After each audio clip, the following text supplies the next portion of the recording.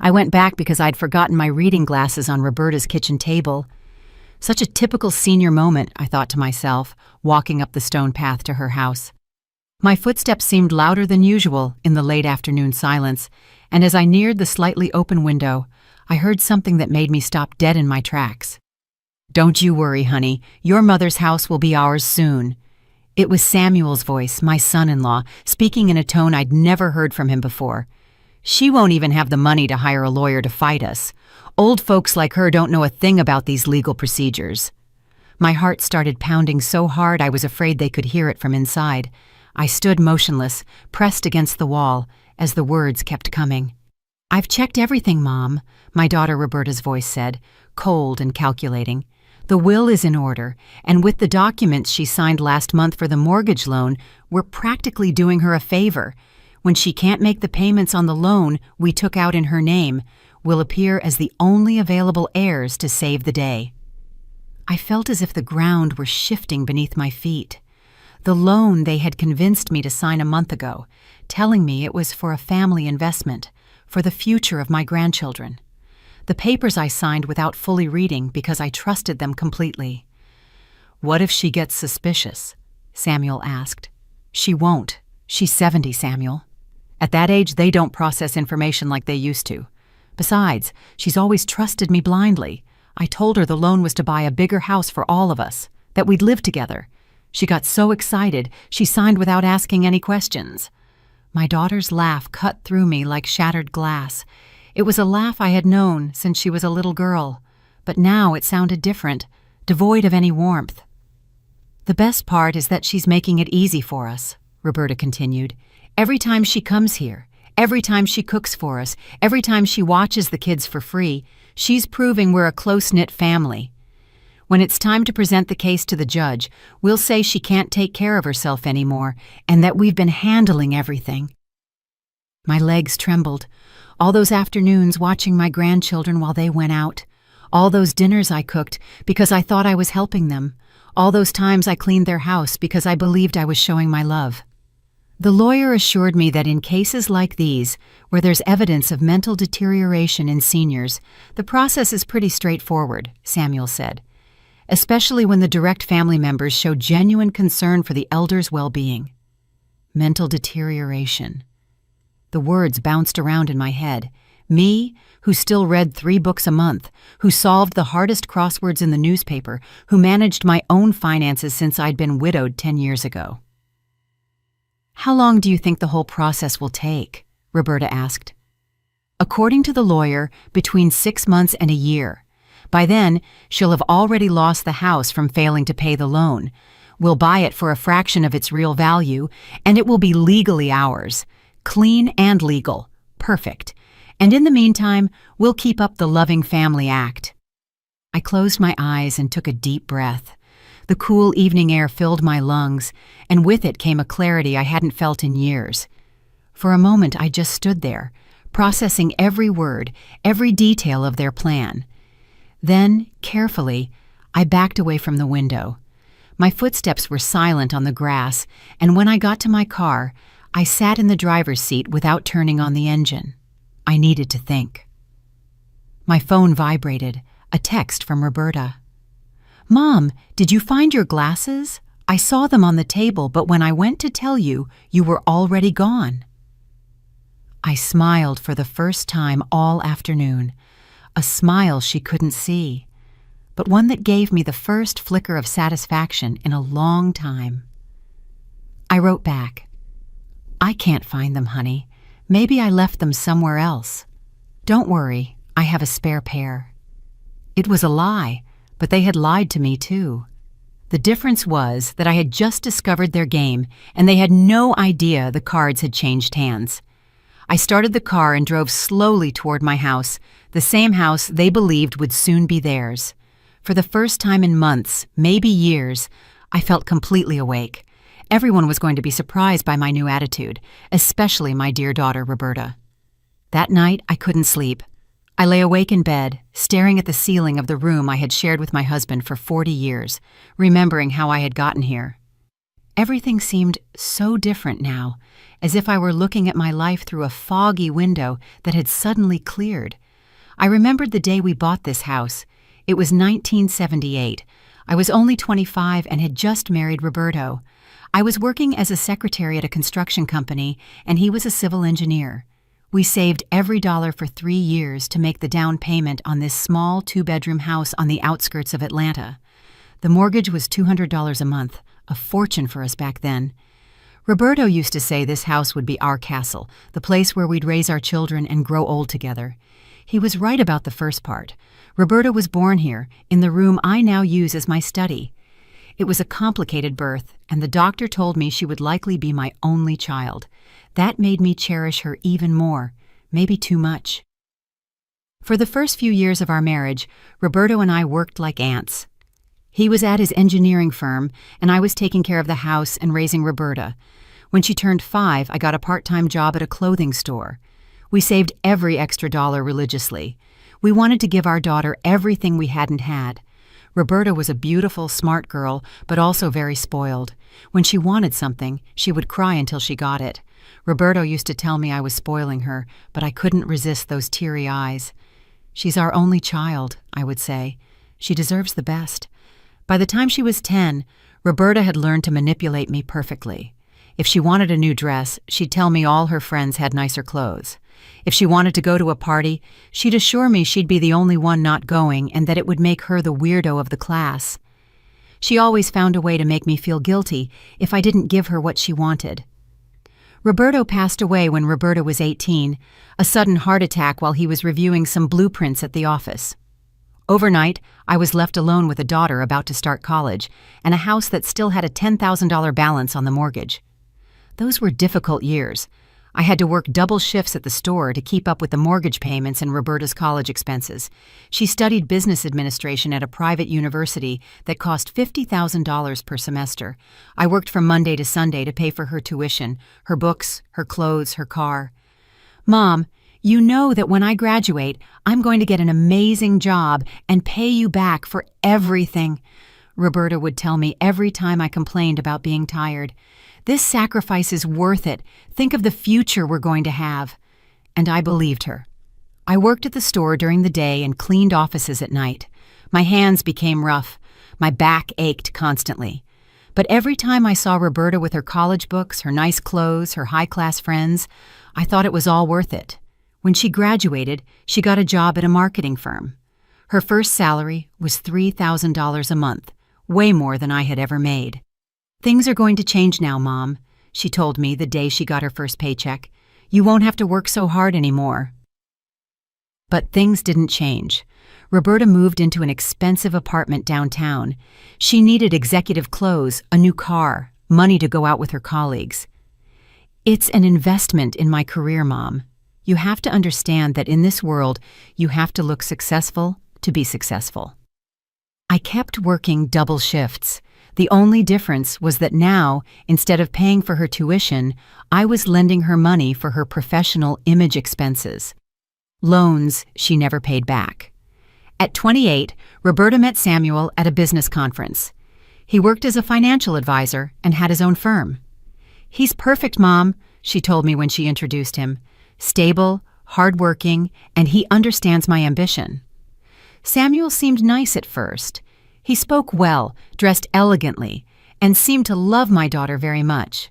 When they got married 3 years later, I paid for half the wedding, $10,000 that I took from my life savings.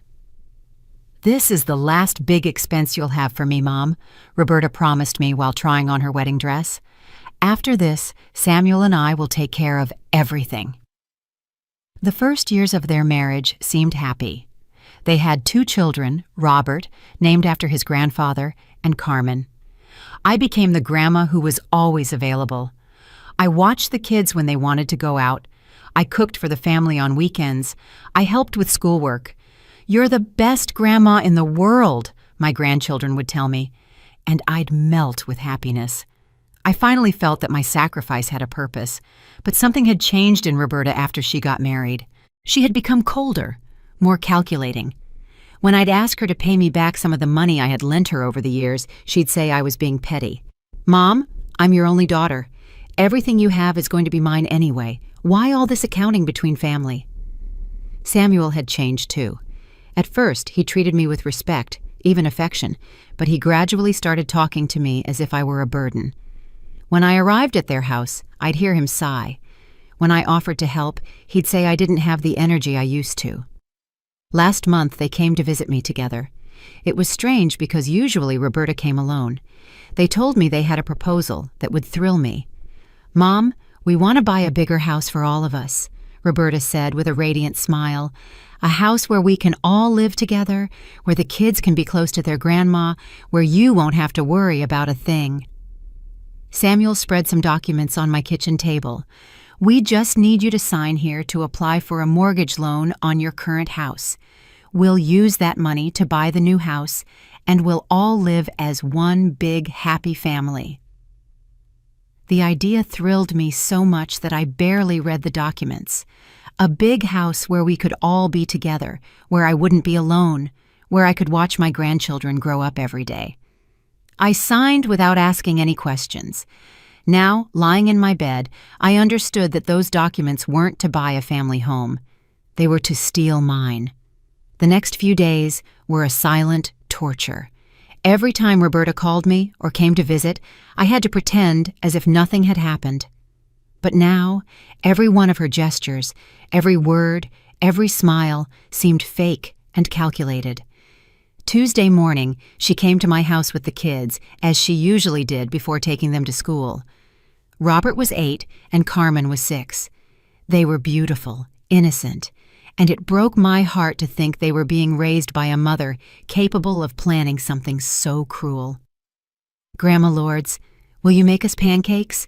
Carmen asked me in that sweet little voice that always melted my heart.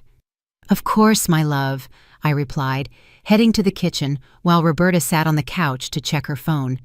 As I mixed the flour and eggs, I watched my daughter from the kitchen. She was 35 years old. She wore a gray pantsuit that probably cost more than $500, and her hair was perfectly styled in an elegant bun.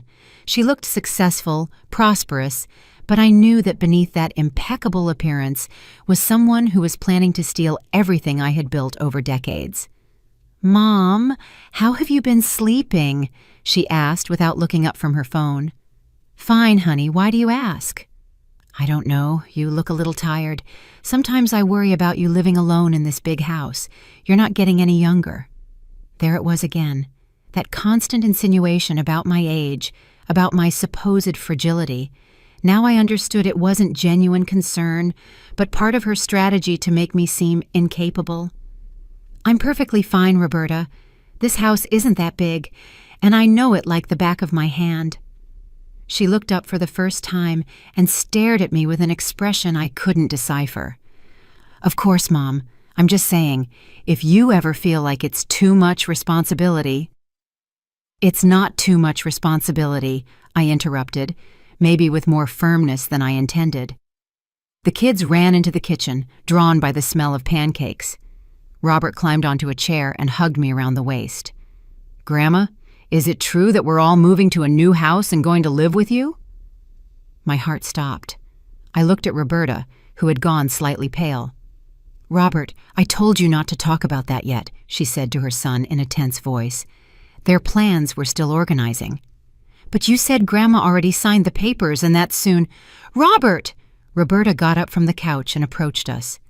"Go wash your hands for breakfast." The boy got down from the chair, confused, and ran to the bathroom. Carmen followed, sensing the tension in the air, even if she didn't understand why. Roberta and I were left alone in the kitchen. She looked at me with a strange expression, as if she were evaluating how much I had understood of what Robert had said. "Kids sometimes say things without thinking," she mumbled. "They're just kids," I replied, keeping my voice neutral. But inside, my mind was racing. Robert had mentioned that I had already signed the papers. That meant they had already put their plan into motion. The mortgage loan they had made me sign was probably already being processed. After breakfast, Roberta took the kids to school. Before she left, she kissed me on the cheek, just like she always did. "Mom, can we have lunch together on Friday? It's been a while since we've had a mother-daughter talk." I'd love that, honey. Perfect. I'll make a reservation at that Italian restaurant you like so much. When they were gone, I stood by the door, watching them drive away in their brand new car, a silver Toyota Camry that cost at least $30,000. I wondered how much of their seemingly prosperous life was financed with the money they expected to get from my house. That afternoon, I decided to do something I hadn't done in years. I went through all my financial documents, took out the small safe I had hidden in my closet, and spread all the papers on the dining table. There they were, the mortgage loan documents I had signed last month. I read them line by line, word for word. My house, valued at $250,000, had been mortgaged for $180,000. The monthly payments were $1,500. My pension was $800. My savings amounted to $15,000. Doing some quick math, I realized I could only make 10 payments at most before running out of money. It was exactly what Samuel had calculated. In less than a year, I would be bankrupt, and my house would be foreclosed. Then they would appear as the saviors, offering to buy the house for a fraction of its real value. I kept going through documents. I found something that caught my attention. A life insurance policy Roberto had taken out for me 5 years ago, shortly after I met Samuel. The beneficiary was Roberta, of course, but the amount surprised me. $500,000, a sum that Roberta would collect when I died. Added to the value of my house, we were talking about nearly $1 million that my daughter would inherit. $1 million that she apparently couldn't wait to inherit naturally. That evening, as I was making dinner, my phone rang. It was Samuel. "Lords, how are you? It's Samuel, your son-in-law." "Hello, Samuel. I'm doing fine, thank you." "Listen, I'm calling because I have to pass by your neighborhood tomorrow to visit a client, and I thought I could stop by to say hello. Would it be all right if I came around 5 in the afternoon?" My heart raced. Samuel never visited me alone. He always came with Roberta or with the kids. "Of course, Samuel. I'll make you some coffee." "Perfect. See you tomorrow, then." I hung up with trembling hands. Samuel wanted to see me alone. After what I had overheard the day before, that visit couldn't be for anything good. I spent the night awake, imagining what Samuel might want. Maybe he was coming to assess my mental state, to look for evidence that I was no longer capable of taking care of myself.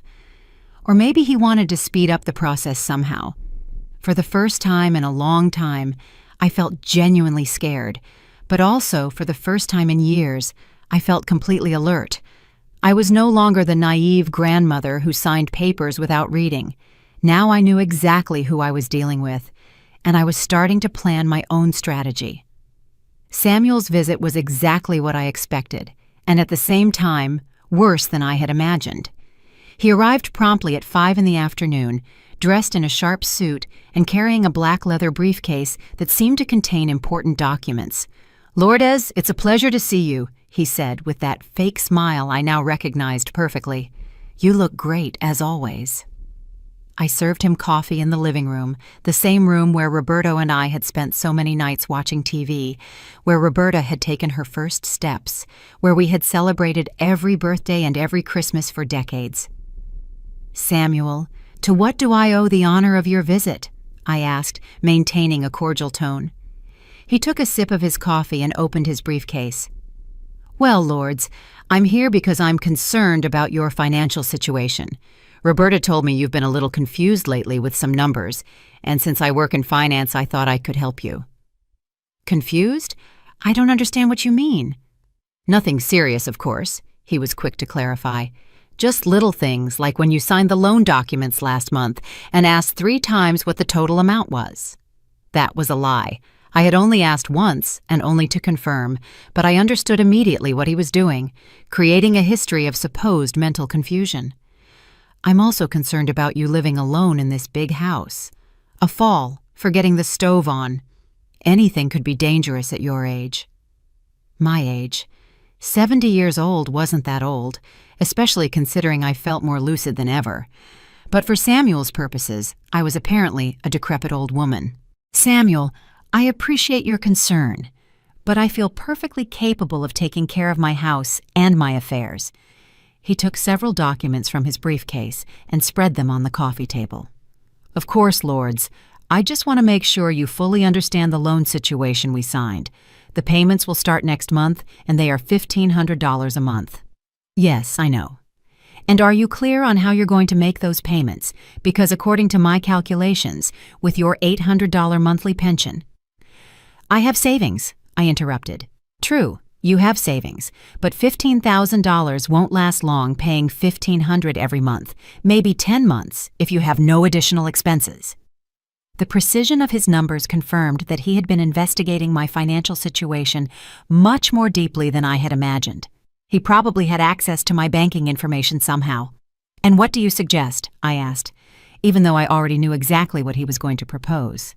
Well, Roberta and I have been talking, and we believe the best solution would be for you to sell this house.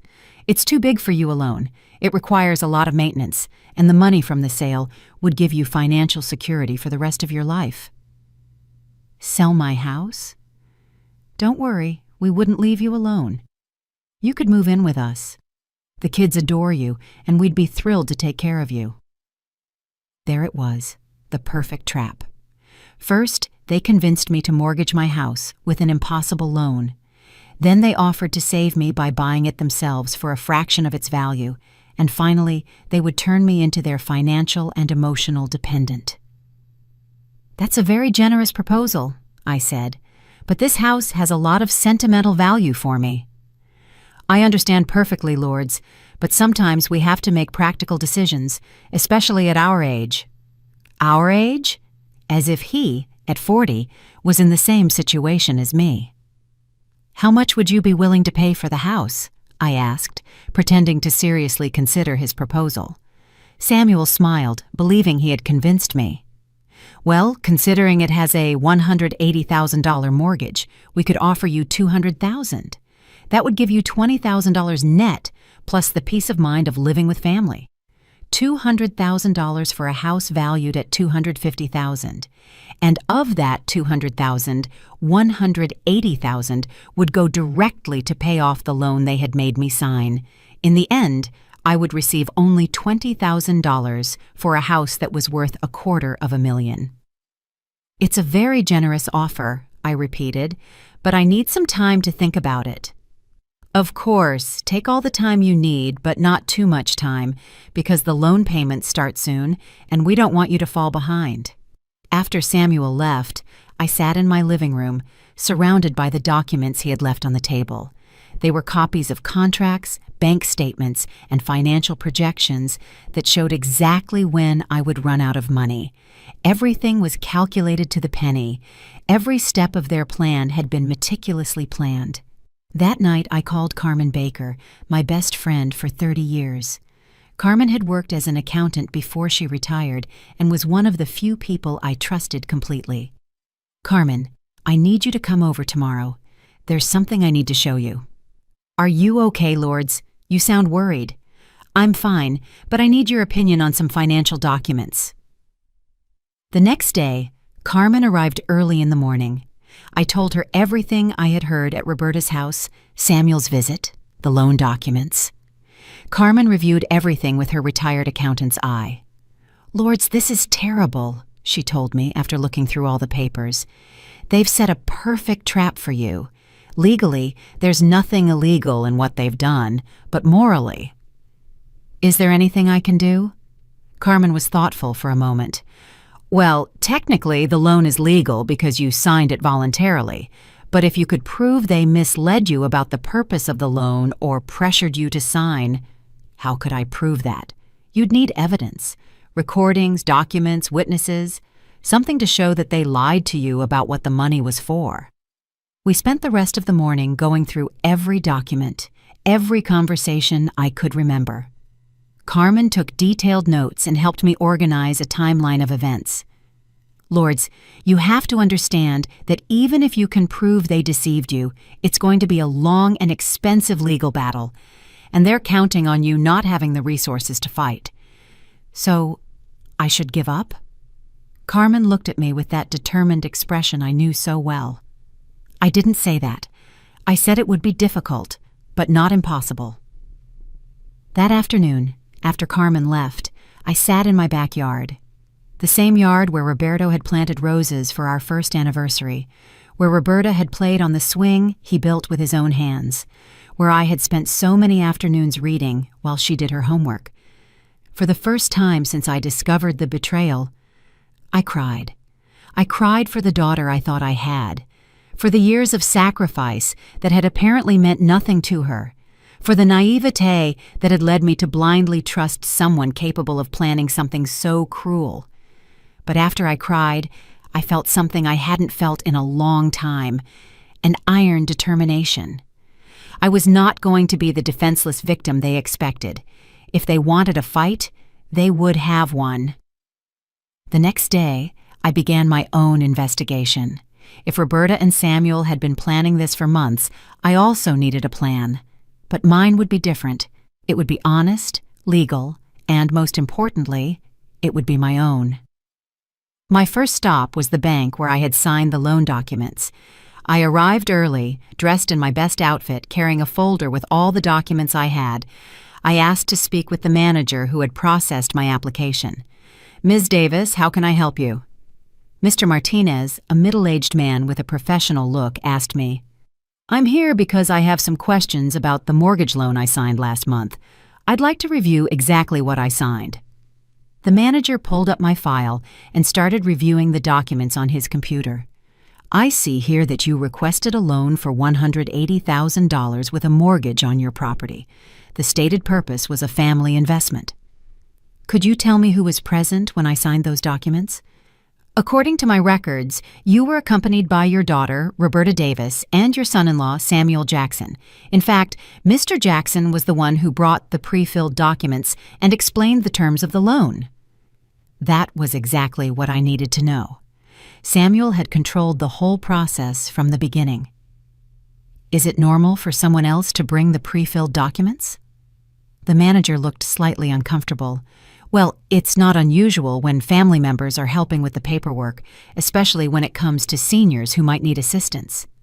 "Seniors who might need assistance?" I repeated. "Is that noted somewhere in my file?" No, of course not. You signed all the documents of your own free will. I'm just saying it's common for family members to help with these types of complicated transactions." There it was again, the insinuation that at my age, I needed help to understand financial documents. I wondered how many times Samuel had used that narrative during the process. "I would like to get copies of all the security camera footage from the day I signed the loan." The manager looked surprised. "Security footage? What do you need it for?" "For my personal files. It's my right as a client, isn't it?" "Well, yes, technically, but we'd have to follow certain procedures. Is there a specific problem with your loan?" "There's no problem. I just want to make sure I have everything properly documented." The manager promised me he would contact me in a few days with information on how to get the recordings. It wasn't what I wanted to hear, but at least I had planted the seed that I was paying attention to the details. My next stop was Samuel's office. I had never been there, but Carmen had suggested I go to see how he handled his other clients. His office was in a corporate building downtown on the 12th floor. "Excuse me," I said to the receptionist. "I'd like to speak with Samuel Jackson about financial advisory services." "Do you have an appointment?" "No, but I'm family. I'm his mother-in-law, Lords Davis." The receptionist's face lit up. "Oh, Ms. Davis, Samuel always talks about you. Let me let him know you're here." Interesting. Samuel always talked about me at his office. I wondered exactly what he said. Samuel came out of his office with an expression of surprise he couldn't completely hide. "Lords, what a surprise to see you here. Is everything all right?" "Everything's perfect, Samuel. I was just in the area and thought I'd stop by to see your office. I've never seen where you work." He invited me into his office, which was impressive. A mahogany desk, leather armchairs, framed diplomas on the walls. In one corner, he had family photos, including one of him with Roberta and the kids, and another where we were all together last Christmas. "You have a very elegant office," I said, sitting in one of his leather chairs. "Thank you. You have to project success to attract good clients." "Are many of your clients seniors like me?" Samuel shifted uncomfortably in his chair. "I have clients of all ages. Why do you ask?" "Just curious. I imagine older people need more help with their finances, right? Well, yes, sometimes, especially when they have valuable properties but limited fixed incomes. Like my situation? Exactly like your situation. I was quiet for a moment, observing his office. On his desk, he had several open files. One of them had my name on the label. Samuel, can I ask you something personal? Of course. Do you really believe selling my house is the best option for me? He leaned forward, adopting an expression of sincere concern. Lords, I understand it's difficult. That house has a lot of sentimental value, but sometimes we have to make practical decisions. What if I don't want to sell it? Well, that's your decision, of course, but the loan payments are going to start soon, and mathematically, what would happen if I couldn't make the payments? Samuel was silent for a moment, as if he were calculating how much he should tell me. In case of default, the bank could foreclose on the mortgage. That would mean they'd take possession of the house to recover the loan money. And then I would lose my house? Yes, but don't worry. We wouldn't let that happen. Before it got to that point, we could step in and buy the house directly, saving you from all that complicated legal process. There was the complete plan, explained by him. I would run out of money to pay the loan, the bank would foreclose on the mortgage, and then Samuel and Roberta would appear as my saviors, buying the house for a fraction of its value. You are very considerate, Samuel. I only want what's best for you, lords, your family. When I left Samuel's office, I had exactly what I needed, a clear confession of how their plan worked. Now I needed to document it. That afternoon, I went to an electronics store and bought something I never thought I'd need, a small digital recorder that could easily be hidden in my purse. The salesman, a very kind young man, explained how to use it. It's very easy, ma'am. Just press this button to record and this one to stop. The memory can hold up to 12 hours of audio. I also bought a new cell phone with a call recording function. If they were going to use technology against me, I would use it too. That night, I practiced using both devices until I felt comfortable with them. Then I called Roberta. Honey, can we move up our lunch? I'd like to talk to you about Samuel's proposal, about selling the house. Of course, Mom. How about tomorrow? Perfect. At the Italian restaurant, just like we agreed. Great. I'm sure we're going to find the best solution for everyone. I hung up the phone and checked my recorder one last time. Tomorrow I would start documenting everything I needed for my defense. For the first time since I had discovered their betrayal, I felt in control of the situation. They had underestimated Grandma Lords. They were about to discover that 70 years of life had taught me more than they thought. The lunch with Roberta was a masterful performance on both our parts. She played the concerned daughter, and I played the naive mother who was finally considering her proposal. The difference was, I knew I was acting. I arrived at the Italian restaurant 15 minutes before the agreed time. I chose a table in a quiet corner, away from the busy tables, but with good acoustics. I activated the recorder in my purse and waited. Roberta arrived on time, wearing an elegant dress and high heels. She looked prosperous, confident, like someone who had everything under control. She greeted me with a kiss on the cheek and sat down across from me. Mom, you look good. Have you been sleeping better? Yes, honey. I've been thinking a lot about what you and Samuel proposed. Her eyes lit up immediately. Really? And what have you been thinking? Well, maybe you're right. Maybe the house is too big for me. Roberta leaned forward, trying to contain her excitement. Mom, I'm so glad to hear you say that. You know we only want what's best for you. The waiter came to take our order. We ordered salads and water. Roberta was too excited about the conversation to pay attention to the food. Tell me more about your plans, I said. If I sell the house, how exactly would the move work? Well, first, we'd have to get an official appraisal of the house, although we've already done some preliminary estimates. What estimates? Samuel consulted with some contacts in the real estate market. Considering the current state of the house and the local market, we think $200,000 is a fair price. $200,000 for a house valued at $250,000? Isn't that a little low? Mom, you have to understand that selling a house can take months, especially one this old. We're offering you a quick, hassle-free sale without real estate agents taking commissions. I see. And the loan money? That's the best part. Of the $200,000 we'd pay you, $180,000 would go directly to pay off the loan. You'd have $20,000 net without any debt. $20,000, I repeated the figure as if I were processing it. Is that enough for my expenses? Mom, you won't have expenses. You're going to live with us. Food, utilities, everything included. The $20,000 would be for your personal expenses. Clothes, medicine, small luxuries. And what if one day I wanted to be independent again? Roberta was silent for a moment, as if that possibility hadn't entered her calculations. Well, I guess you could if you really wanted to, but honestly, Mom, at your age, I don't know if that would be the most sensible thing to do. There it was again. My age as a limitation, as an excuse for all their decisions. Roberta, can I ask you something personal? Of course. Are you and Samuel having financial problems?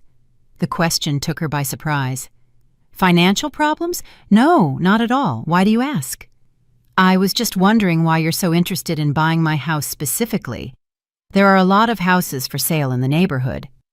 Mom, we're not interested in just any house. We're interested in taking care of you. The house is just part of the package. The package? I mean, the complete solution. You live with us. We take care of everything, and we're all happy. We ate in silence for a few minutes. Roberta seemed to be calculating something in her head. Mom, there's something else I wanted to discuss with you. What is it? Samuel and I have been thinking that it might be a good idea for you to sign a power of attorney. I almost choked on my salad. A power of attorney? Nothing complicated, just something that would allow us to help you with bank transactions, paying bills, that kind of thing, especially when you live with us. Why would you need a power of attorney if I'm going to live with you? Well, sometimes there are situations where you need someone to act on your behalf. If you're sick, if there's an emergency, if there are documents to sign when you can't be present. A power of attorney. That would give them complete access to my bank accounts, all my documents, all my financial decisions. It would be the last step to their total control. That's an interesting idea, I said. What kind of power of attorney? Samuel knows a lawyer who can prepare everything. It would be a broad power, but with limitations, of course. Just to protect you. Protect me from what? Roberta was silent for a moment, as if she had realized she had said too much. From scammers, Mom. There are a lot of people who take advantage of seniors. If we have a power of attorney, no one else could manipulate you into signing things you don't understand. The irony was perfect. They wanted to protect me from scammers by becoming my official scammers. When could we do that? The power of attorney? Next week, if you want. Samuel can coordinate everything with the lawyer and the sale of the house. We could also start the paperwork next week. Samuel already has all the documents prepared. Of course he did. He had probably been preparing them for months. Roberta, can I ask you a direct question? Sure. Do you really believe I'm not capable of taking care of myself? She looked at me with an expression that tried to be compassionate, but didn't reach her eyes. Mom, it's not that you're not capable. It's just that at your age, things get more complicated. Your memory isn't the same. Making financial decisions gets more difficult. My memory isn't the same? Well, you know, little things like when you forgot your glasses last week. My glasses that I had intentionally forgotten, the same glasses that had allowed me to discover their entire conspiracy. You're right, I said. Sometimes I forget things. Exactly. That's why it's so important for you to have family to take care of you. We finished lunch talking about logistical details. Where would I sleep at their house? What furniture could I bring? What would the daily routine be like? Roberta had answers for everything, as if she had been planning this for a very long time. When we said goodbye in the restaurant parking lot, she gave me a longer hug than usual. Mom, I'm so happy we finally talked about this. It's going to be wonderful having you live with us. I'm excited too, honey. That night at home, I listened to the full recording of our lunch. It was all there. The constant subtle pressure, the insinuations about my supposed mental incapacity, the proposal for the power of attorney, the exact numbers of their financial offer. But the most important thing was Roberta's tone, the calculated coldness behind her words of concern, the way she spoke about my future as if it had already been decided without my real participation. The next day, I called Carmen to tell her about the lunch. "Carmen, I need you to come with me to talk to a lawyer. Are you ready to fight?" "I'm ready to protect myself." Carmen knew Paul Williams, a lawyer specializing in family law and financial abuse cases against seniors. He was 60 years old, had worked on similar cases, and, most importantly, had a reputation for being honest and direct. The appointment was for Friday morning. I brought all the recordings, all the documents, and a detailed timeline of events that Carmen had helped me prepare. Paul listened to everything without interrupting. When I finished explaining the situation, he was thoughtful for several minutes. "Ms. Davis, what you're describing is a classic case of family financial abuse. The problem is that legally, everything they've done so far is technically legal." "So, I can't do anything?" "I didn't say that. I said it's complicated, but the recordings you have are important evidence, especially the conversation where they discuss their plan to make you seem mentally incapable." "What do you recommend?" "First, don't sign anything else. No power of attorney, no sale documents, nothing. Second, we're going to need more evidence of their plan. Third, we need to document that you are completely mentally competent." "How do I do that?" "A complete psychological evaluation. We can also do a financial capacity evaluation. If we can prove you are a victim of financial abuse, we can invalidate the mortgage loan." "How much would all that cost?" Paul looked at me seriously. "An initial $10,000, possibly more if the case gets complicated." $10,000, a considerable sum from my limited savings, but it was my only chance to keep my house and my independence. "When can we start?" "Tomorrow if you want." For the first time in weeks, I felt real hope. I had a plan, I had evidence, and I had a lawyer willing to help me. Roberta and Samuel believed they had everything under control. They were about to discover that they had severely underestimated their victim. The psychological evaluation was scheduled for the following Monday. Paul had recommended Dr. Teresa Bravo, a psychologist specializing in mental capacity evaluations for legal cases. For 3 hours, I was subjected to tests of memory, logical reasoning, decision-making ability, and financial comprehension. "Ms. Davis," Dr. Bravo told me at the end of the session, "I want you to know that your results are far above average for your age group. Your mental capacity is completely normal, even superior in many areas." Those words gave me immense satisfaction. For weeks, Roberta and Samuel had been insinuating that my mind was deteriorating. Now, I had scientific evidence to the contrary. While I waited for the official results, I decided to continue with my investigation. Paul had suggested I try to get more evidence of Roberta and Samuel's true intentions. I needed to prove not only that they had deceived me, but that they had planned to do so from the beginning. Tuesday morning, I called Roberta. "Honey, I've been thinking about everything we talked about. I think you guys are right." "Mom, that's wonderful. Are you ready to start the paperwork?" "Yes, but first I'd like to understand some of the details better. Could the three of us meet? You, Samuel, and me?" "Of course. How about tonight at our house? We can have dinner together and discuss everything calmly." "Perfect." That afternoon, before going to Roberta's house, I did something I had never done before. I called a private investigator. Paul had given me the contact for Roman White, a former police officer who now worked on civil cases.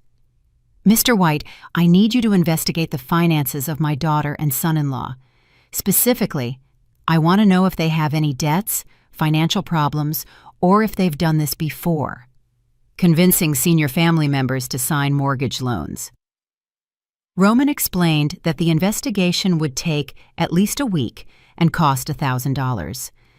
It was another considerable expense, but I felt it was necessary. I arrived at Roberta's house at 7 in the evening. Samuel was already there, and they both greeted me with radiant smiles. It was as if they had won the lottery. "Lords, we are so happy you made this decision," Samuel said as he poured me a glass of wine. "Mom, it's going to be so beautiful having you live with us. The kids are thrilled." We had roasted chicken with vegetables for dinner. The conversation was light at first, but it gradually moved to the topics I needed to discuss. "Samuel, explain again how the power of attorney thing would work." Samuel took a folder from his briefcase. "It's very simple, Lords. This document would give me the authority to handle your financial affairs when you can't." "When I can't?" "Well, if you're sick, if you have to travel, if there are complicated situations that require technical knowledge. What kind of authority exactly? The power to sign banking documents, make transfers, pay bills, manage investments. Could you sell property?" Samuel and Roberta exchanged a quick glance. "Well, technically, yes," Samuel admitted, "but only in very specific circumstances." "Like what?" "If you were hospitalized for a prolonged period and we needed to sell something to pay medical expenses, or if you were mentally incapacitated." Another exchange of glances. "That would be one possibility," Samuel said carefully, "but we hope it never comes to that." "Of course. And who would determine if I'm mentally incapacitated?" "Well, it would normally be a doctor or a panel of doctors." "Doctors that you would choose?" Samuel was getting noticeably uncomfortable. "Lords, why all these questions? I thought you had decided to trust us." "I trust you. I just want to understand everything completely." Roberta intervened. "Mom, I think you're overthinking the details. The important thing is that we're going to take care of you." "You're right, honey. Tell me about the house sale process." Samuel perked up again. "I already have all the documents prepared. We just need to do the official appraisal and sign the purchase agreement." "Who would do the appraisal?" "I have contacts in the real estate business, trustworthy people who can do a fair appraisal." "People who work with you regularly?" "Well, yes. It's better to work with people you know." "I see. And the price of $200,000 is already confirmed?" "Yes, that would be our final price, even if the official appraisal comes back higher." Samuel was silent for a moment. "Lords, the real estate market is very volatile. A high appraisal doesn't guarantee you'll get that price in a real sale." "But you're not regular buyers. You're family." "Exactly. That's why we're offering you a guaranteed sale." "And what if I wanted to put the house on the open market?" Roberta and Samuel looked at each other again, and this time the tension was palpable. "Mom," Roberta said in a slightly tense voice, "I thought you had decided this was the best option." "I am decided. I'm just exploring all the possibilities." "The problem with the open market," Samuel said, "is that it takes time. Time you don't have considering the loan payments." "How much time?" "It could be months. Meanwhile, the payments pile up. The interest grows." "And if I can't pay the payments while I'm waiting for a buyer?" "That's where the situation gets complicated," Samuel admitted. "The bank could start foreclosure proceedings, and then you would lose the house without receiving anything." "Well, not exactly nothing. You would receive any difference between the value of the house and the loan amount after the bank takes its commissions, interest, and legal costs." Samuel nodded reluctantly. "How much do you think I would receive in that scenario?" "Probably very little. Maybe $5,000 or $10,000. "Compared to the $20,000 you're offering me?" "Exactly." There was the complete scheme explained by them. They had put me into an impossible loan, were pressuring me to sell quickly at a low price, and were presenting their offer as a generous rescue. "One more question," I said. "What would happen if I died before selling the house?" The question took them completely by surprise. Roberta paled visibly. "Mom, why are you asking that?" "Just morbid curiosity. At my age, you think about these things." Samuel cleared his throat. "Well, in that case, the house would be part of your inheritance. We would have to pay off the outstanding loan, and the rest would be the inheritance." "You would have to pay off the loan as your heirs?" "Yes." And if you couldn't pay it, you'd have to sell the house to cover the debt at whatever price you could get? Yes. Interesting.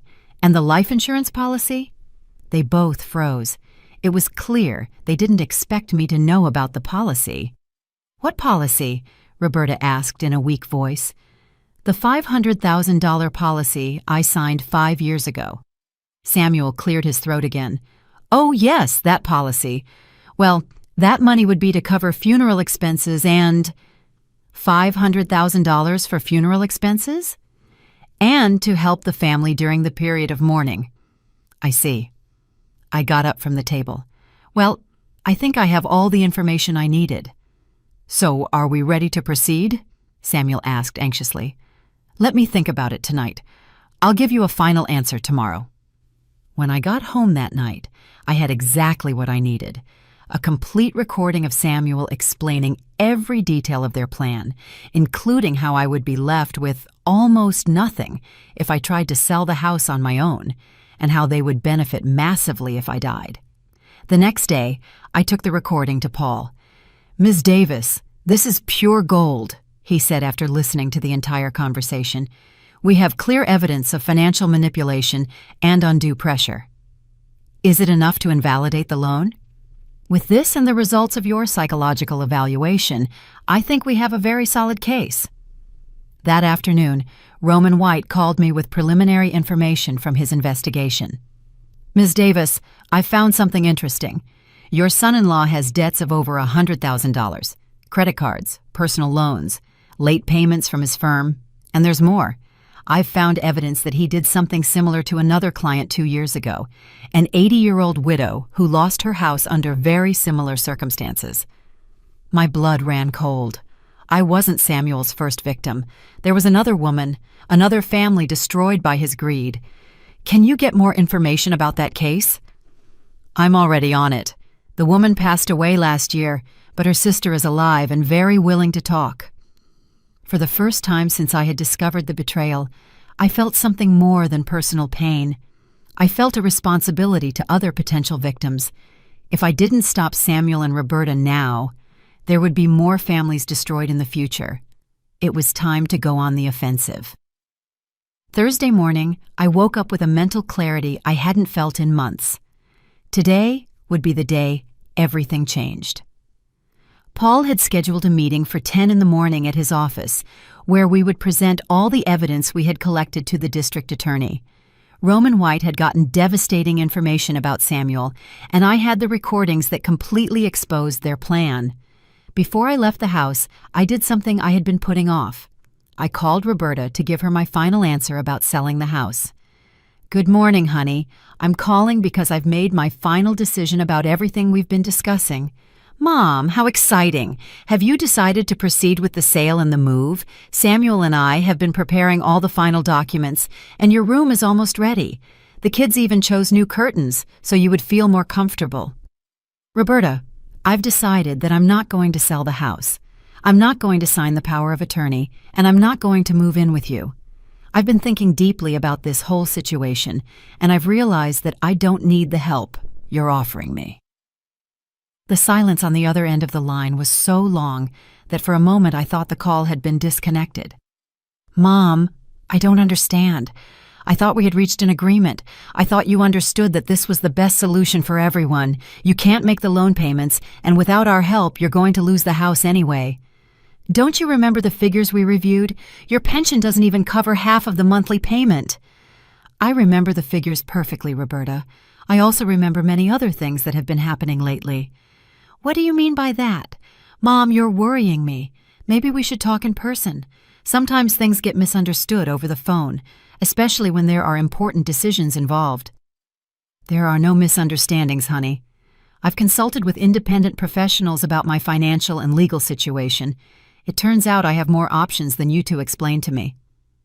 Another long pause, and when Roberta spoke again, her voice had lost all the artificial warmth she had been using for weeks. Independent professionals? Who have you been talking to?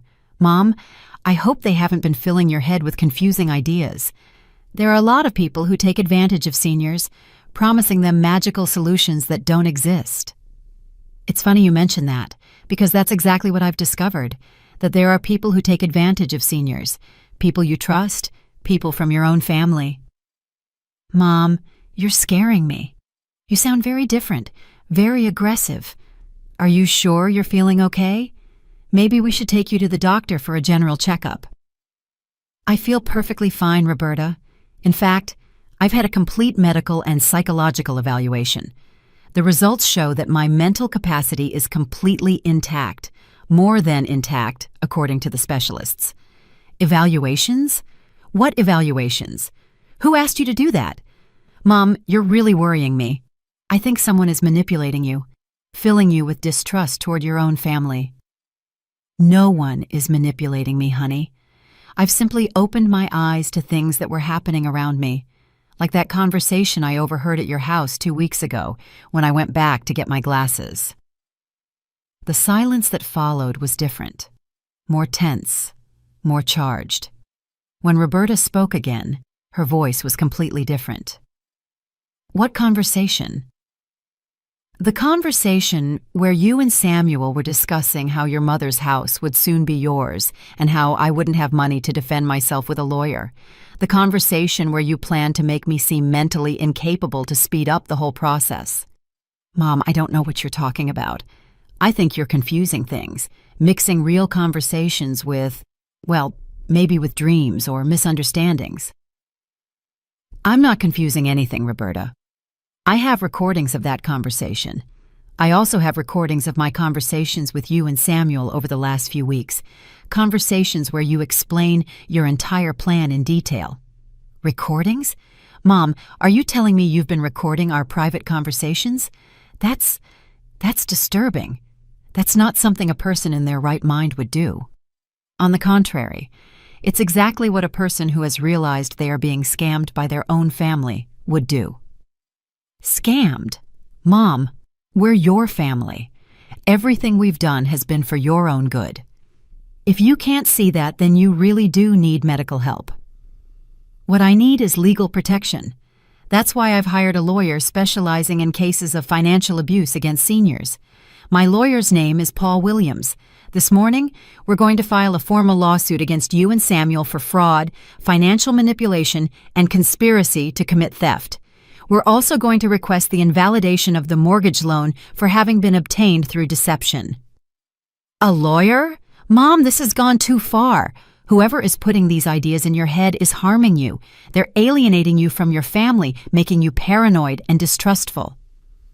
No one is manipulating me, honey. My lawyer's name is Paul Williams. This morning, we're going to file a formal lawsuit against you and Samuel for fraud, financial manipulation, and conspiracy to commit theft. We're also going to request the invalidation of the mortgage loan for having been obtained through deception. This is ridiculous. Mom, you can't be serious. We're your family. We would never harm you. Everything we've proposed has been to protect and care for you. I've also hired a private investigator who has discovered some very interesting information about Samuel's finances. Apparently, he has debts of over $100,000. He also found evidence that he did something similar to another senior lady 2 years ago. Another lady? Mom, those are slanders. You're repeating malicious gossip from people who want to harm us. The lady's name was Elena Jones. She was 80 years old, a widow, and she lost her house in exactly the same way you planned for me to lose mine. The difference is that she didn't have a chance to defend herself. Mom, please stop. What you're doing is going to destroy our family. The kids are going to suffer, I'm going to suffer, you're going to suffer, all because of misunderstandings and paranoia. The only ones who are going to suffer are you two when you face the legal consequences of what you've done and what you plan to keep doing. Legal consequences? Mom, we haven't done anything illegal. Helping you get a loan isn't illegal. Offering to buy your house isn't illegal. Worrying about your well-being isn't illegal. Deceiving me about the purpose of the loan is illegal. Conspiring to make me seem mentally incompetent? Yes, that's illegal. Planning to benefit from my death for financial gain? Yes, that's illegal. Benefit from your death? Mom, where do you get these horrible ideas? We have never wished for anything bad to happen to you. but you have calculated exactly how much you would gain if I died. $500,000 from the life insurance plus the value of the house minus the loan debts, all calculated to the penny. The life insurance is a normal protection. All responsible families have life insurance. A life insurance policy I don't remember signing, but that I found in my documents. A policy I signed, coincidentally, shortly after I met Samuel. Mom, listen to yourself. You're sounding like a paranoid, distrustful person who sees conspiracies everywhere. This isn't you. The mom I know trusts her family, loves her family. The mom you knew was naive and trusting. The woman I am now has learned to protect herself from those who want to take advantage of her, even when those people share her blood. If you really go through with this, if you really file lawsuits against us, you will destroy any possibility of reconciliation. The grandchildren you love so much will never be able to see you again. Are you really willing to sacrifice that? I am willing to sacrifice anything to maintain my dignity and my independence. And as for my grandchildren, one day they will understand that their grandmother fought to defend herself from those who tried to steal everything she had built over a lifetime of work. Mom, I'm giving you one last chance to reconsider. Cancel that meeting with the lawyer, fire the investigator, and we can talk again as a civilized family. The only chance I'm giving you is to find a good lawyer, because you're going to need one. I hung up the phone and sat in my kitchen for a few minutes, processing what had just happened. For the first time in weeks, I had spoken to my daughter without pretending, without acting, without pretending I didn't know what was going on. The feeling of liberation was immense. Half an hour later, my phone rang again. It was Samuel. Lourdes, I just spoke with Roberta. I think there has been a very serious misunderstanding, and I would like us to meet to clarify it. I'm sure we can resolve this without the need for lawyers or lawsuits. There's nothing to resolve, Samuel. Everything is perfectly clear. Lourdes, I understand you feel confused and maybe a little overwhelmed by all the financial information we've been handling. These topics can be complicated, and it's natural for doubts to arise. I'm not confused, Samuel. I am completely lucid and completely informed about what you two have been planning. What have we been planning, Lourdes? Everything we've done has been to try and help you find a solution to your financial problem. My financial problem that you created by convincing me to sign a loan that was impossible to pay. That loan was your decision. We simply facilitated the process. A process where you controlled every step, from the documents to the bank where it was signed. Lourdes, I think someone is giving you incorrect information. Maybe we should sit down with a neutral mediator to clarify all these misunderstandings. The only mediator I need is a judge. A judge? Lourdes, this doesn't have to go that far. Think about the children. Think about Roberta. A legal lawsuit is going to be traumatic for the whole family. You should have thought about that before you planned to steal my house. No one is trying to steal anything from you. We're offering you a fair solution to a real problem. A solution that benefits you two much more than me. Lourdes, if you really go through with this, you're going to lose much more than money. You're going to lose your family. I already lost my family the day you decided to betray me. Now I'm just getting my dignity back. That was the last conversation I had with Samuel as the son-in-law I thought I knew. In 2 hours, I would see him again, but this time in front of a prosecutor and with all the cards on the table. 6 months after that last phone conversation with Samuel, I am sitting in my backyard, drinking coffee and reading the morning newspaper. It's a beautiful spring morning, and for the first time in a long time, I feel a genuine peace in my heart. The legal process ended 3 weeks ago, and the results exceeded even Paul's most optimistic expectations.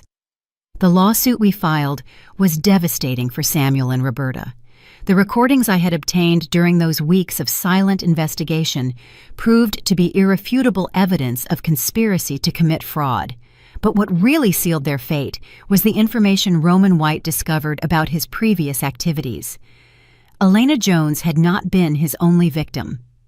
Over the past 5 years, Samuel had executed similar schemes with at least 4 other seniors, always following the same pattern: convincing them to sign impossible mortgage loans, then offering to buy their properties at prices far below their real value. The district attorney decided to prosecute the case as an organized criminal scheme. Samuel was arrested at his office on a Tuesday morning in front of all his clients and employees. The charges included financial fraud, elder abuse, criminal conspiracy, and illegal practice of financial activities without a proper license. Roberta was arrested that same day at her house, charged with complicity in all of Samuel's crimes. The police investigation found that Samuel's debts were even greater than what Roman had initially found. He owed more than $200,000 to various banks and private lenders. His elegant office, his new car, his seemingly prosperous lifestyle, everything was financed with money he didn't have and with the profits from scamming vulnerable seniors. During the trial, which lasted 3 weeks, the depth of their manipulation was revealed. Samuel had studied psychology before dedicating himself to finance and used that knowledge to identify and exploit the emotional vulnerabilities of his victims. He had detailed profiles of seniors with valuable properties but limited incomes. He had specifically chosen me after investigating my financial and family situation for months. The most painful part of the trial was hearing the testimonies of the other victims. Elena Jones had lost not only her house, but also her life savings. She died in a nursing home, penniless, homeless, and without family to support her. Her younger sister, Carmen Jones, testified through tears about how Elena had spent her last months wondering how she could have been so naive, blaming herself for trusting the wrong people. There were other equally devastating cases. A 75-year-old man who had lost the house where he had raised his 5 children. An 80-year-old woman who had to move in with distant relatives after Samuel convinced her to mortgage her property for a supposed family investment that never existed. Roberta's role in all of this was especially hurtful for me. During the trial, it was revealed that she had been the one who had initially investigated me, gathering information about my finances, my routines, my emotional vulnerabilities. It had been her who had suggested that I would be an ideal victim because I was a widow, I lived alone, I had few close friends, and, above all, because I trusted her unconditionally. The documents seized during the investigation included emails between Roberta and Samuel, where they discussed strategies for manipulating me. In one of those emails, dated 6 months before they proposed the loan, Roberta wrote, "My mother is perfect for this. She's sentimental, trusting, and she's always done everything I've asked her to. Plus, she has that giant house that's worth a fortune and only makes $800 from her pension. It's going to be like taking candy from a baby." Reading those words in court, in front of a judge and jury, was one of the most painful moments of my entire life. Not only had I lost my daughter, but I discovered that the daughter I thought I had never really existed. During the trial, Roberta tried to present herself as another one of Samuel's victims, claiming he had manipulated and pressured her to participate in the scheme. But the evidence clearly showed that she had been an active and enthusiastic participant from the beginning. In fact, according to financial records, she had received regular payments from Samuel over the past 2 years, money that came from the previous scams. The sentence was severe but fair. Samuel received 15 years in prison and was ordered to pay full restitution to all his victims. His license to work in financial services was permanently revoked. Roberta received 8 years in prison and must also pay restitution. Both lost all their assets, which were seized to partially compensate the victims. In my specific case, not only did I fully recover my house, but I also received additional compensation for emotional damages. The mortgage loan was completely invalidated, and the bank, which had processed it without properly verifying the legitimacy of the transaction, also had to pay a substantial fine. The $500,000 life insurance policy was immediately canceled. It turned out that Samuel had been paying the premiums using money from his other scams, hoping to recover that investment when I died. The discovery of that particular detail added additional charges related to conspiracy to benefit from my death. The children, Robert and Carmen, went to live with Samuel's sister, who apparently had no knowledge of her brother's criminal activities. Through my lawyer, I have established an educational fund for them because despite everything that has happened, they are still my grandchildren and are not to blame for their parents' decisions. I have not had direct contact with them since the day of the arrest. It is one of the most painful losses of this entire experience. But Paul has advised me to wait until they are adults before trying to re-establish a relationship. For now, the educational fund is my way of showing them that despite everything, their grandmother still loves them. The house that Samuel and Roberta coveted so much is still mine. I have done some renovations with some of the money from the legal compensation. I painted the walls, changed some furniture, planted new flowers in the garden. It was important for me to transform the spaces where I had experienced so much manipulation and deception. Carmen Baker is still my best friend and now comes to visit me twice a week. We have developed a beautiful routine. On Tuesdays, we cook together, and on Fridays, we go to the market and then have lunch at different restaurants in town. She helped me enormously throughout the legal process, not only with her financial knowledge, but simply by being there when I needed someone to trust. I have met other victims of Samuel through the legal process, and we have formed an informal support group. We meet once a month for lunch and talk about our experiences. It's comforting to know that I'm not alone and that other people have managed to rebuild their lives after similar betrayals. I've also started doing volunteer work with an organization that helps seniors protect themselves from financial scams. I share my story in seminars and workshops, teaching others how to recognize the signs of financial manipulation. It's my way of honoring the memory of Elena Jones and helping to prevent others from going through what we went through. Paul has become more than my lawyer. He is a genuine friend. He helped me not only win the legal case, but also regain confidence in my own judgment. He reminded me that being deceived did not make me stupid or weak, but simply human. This morning, as I read the newspaper in my garden, I see a small article about Samuel's parole being denied. Apparently, he has been trying to get out of prison early, claiming good behavior, but the judge considered that he still poses a danger to the community. I'm glad to know that justice is running its course. In my most tranquil moments like this one, I sometimes feel a deep sadness for the daughter I lost. Not the Roberta who conspired to rob me, but the little girl I thought I had raised, the young woman I thought had become an honorable woman. That person probably never existed, but the pain of losing her is real nonetheless. However, I also feel something I haven't felt in years: pride in myself. Pride for having had the strength to defend myself when I discovered the betrayal. Pride for having fought for my dignity and my independence. Pride for having turned a traumatic experience into an opportunity to help others. I finish my coffee and head to the kitchen to prepare lunch. Carmen will be here soon, and we've planned to try a new pasta recipe she found in a magazine. It's a Tuesday just like any other, but it's also one more day in the new life I've built after discovering that the people I trusted the most were planning to destroy me. Today, I am alone in this house, but for the first time in a long time, I am alone by choice, not by deception, and that difference changes everything. Did you like my story? And which city are you listening from? Let's meet in the comments. If you like the story, you can support me by sending a super thanks so I can keep bringing more stories like this. Thank you so much for your sweet support. I'm looking forward to your comments on the story. On the screen, you can see 2 new life stories that I highly recommend. There's so much more on my channel. Don't forget to subscribe. See you in the next life story. With love and respect.